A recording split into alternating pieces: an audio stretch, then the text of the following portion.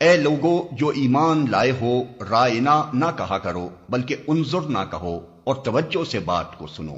یہ کافر تو عذاب علیم کے مستحق ہیں۔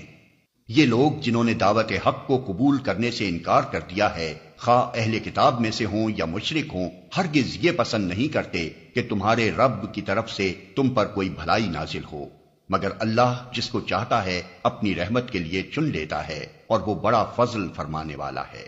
ہم اپنی جس آیت کو منسوخ کر دیتے ہیں یا بھلا دیتے ہیں، اس کی جگہ اس سے بہتر لاتے ہیں یا کم از کم ویسی ہی۔ کیا تم جانتے نہیں ہو کہ اللہ ہر چیز پر قدرت رکھتا ہے؟ کیا تمہیں خبر نہیں ہے کہ زمین اور آسمانوں کی فرما روائی اللہ ہی کے لیے ہے، اور اس کے سوا کوئی تمہاری خبر گیری کرنے اور تمہاری مدد کرنے والا نہیں ہے؟ پھر کیا تم اپنے رسول سے اس قسم کے سوالات اور مطالبے کرنا چاہتے ہو جیسے اس سے پہلے موسیٰ سے کیے جا چکے ہیں؟ حالانکہ جس شخص نے ایمان کی روش کو کفر کی روش سے بدل لیا وہ راہ راست سے بھٹک گیا۔ اہل کتاب میں سے اکثر لوگ یہ چاہتے ہیں کہ کسی طرح تمہیں ایمان سے پھیر کر پھر کفر کی طرف پلٹا لے جائیں، اگرچہ حق ان پر ظاہر ہو چکا ہے، مگر اپنے نفس کے حسد کی بنا پر تمہارے لیے ان کی یہ خواہش ہے۔ اس کے جواب میں تم عفو درگزر سے کام لو یہاں تک کہ اللہ خود ہی اپنا فیصلہ نافذ کر دے۔ مطمئن رہو کہ اللہ تعالی ہر چیز پر قدرت رکھتا ہے۔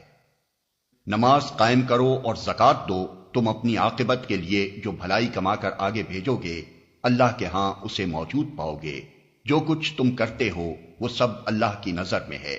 ان کا کہنا ہے کہ کوئی شخص جنت میں نہ جائے گا جب تک کہ وہ یہودی نہ ہو یا عیسائیوں کے خیال کے مطابق عیسائی نہ ہو۔ یہ ان کی تمنائیں ہیں۔